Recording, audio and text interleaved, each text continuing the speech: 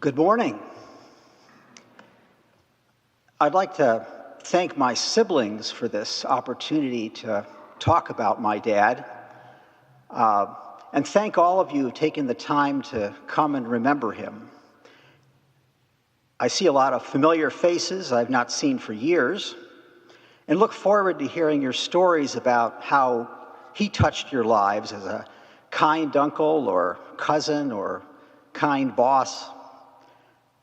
And I want to thank the celebrants for this wonderful celebration and also the wonderful music that we have to make this occasion very special. It's difficult to sum up such a long life that was filled with love and accomplishment.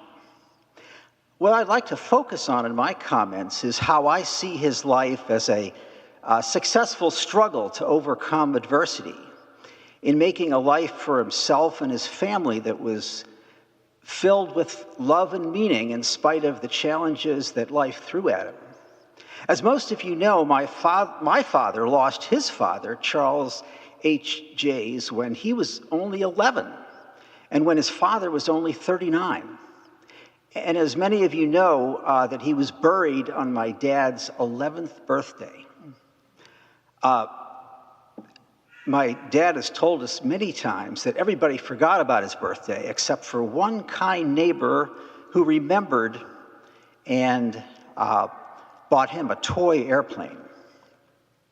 My grandfather's death led to some financial hardship for my dad's family. Gone were the summers in New Hampshire and the relative financial security they enjoyed, although it was still the Depression. Although they were able to remain in the family home, my father and his brother Charlie and sister Dorothy had to work after school and weekends to help support the family. One job my dad had was to cut the grass at the cemetery where his father was buried.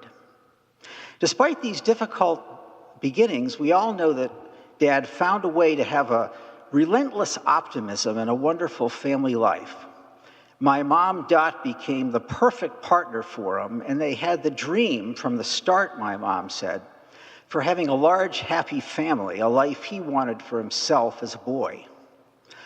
Although we didn't always know it at the time, our youth was very fortunate. Our parents always purchased a new home in every community they moved to, always customizing the original plans for their growing family. My siblings and I shared a magical, if slightly crowded youth, with trips packed into one station wagon many times. When we moved to Pennsylvania, my dad wanted us to experience the comforts of a country club, not for his own ego, but so that we'd enjoy the swimming, tennis, and golf and the social milieu that provided. My mom wasn't so sure about this. How can we afford this?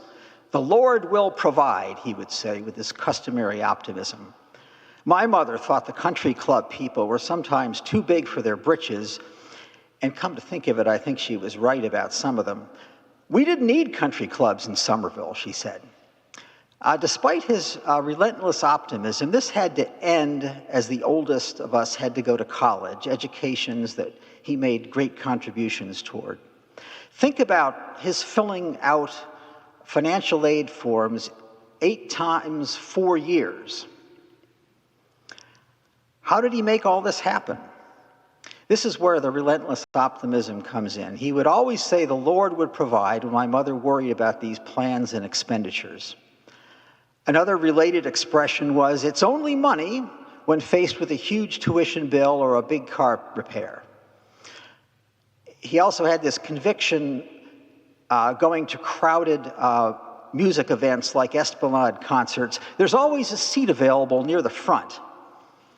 He would arrive about 15 minutes before the pops started to play with us, and he'd wander politely towards the front with my mom and others embarrassingly walking behind, and plop down the towel in a postage stamp-sized patch of grass, and the adjacent rear ends would magically part like the Red Sea.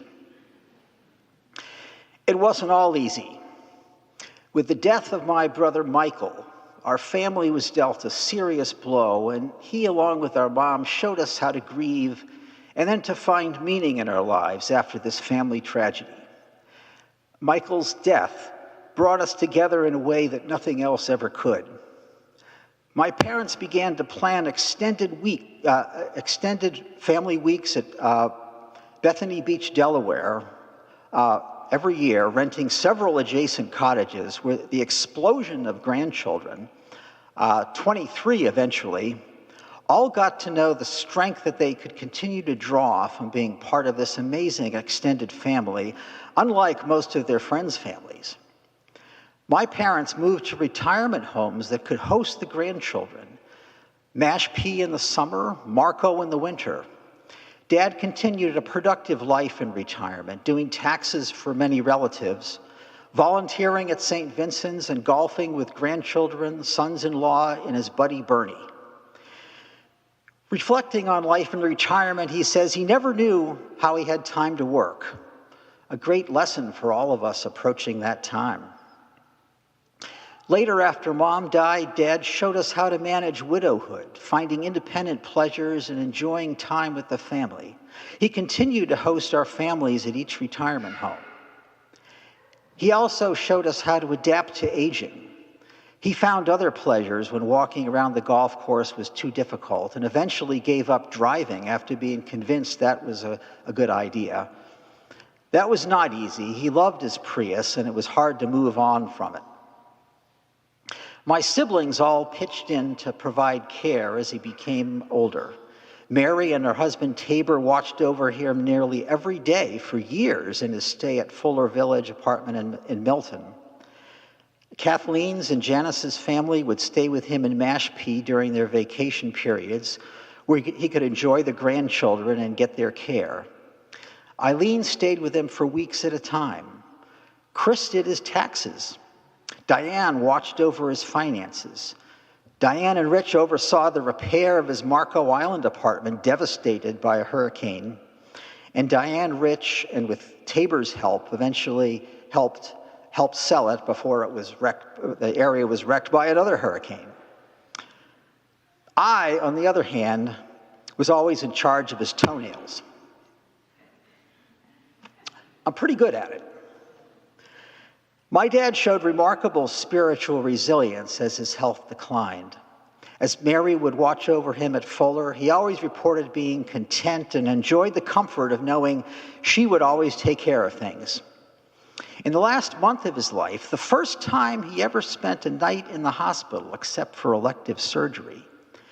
As he spent hours in the ED and then the hospital, then the rehab center, he always welcomed family and chatted up the doctors and nurses.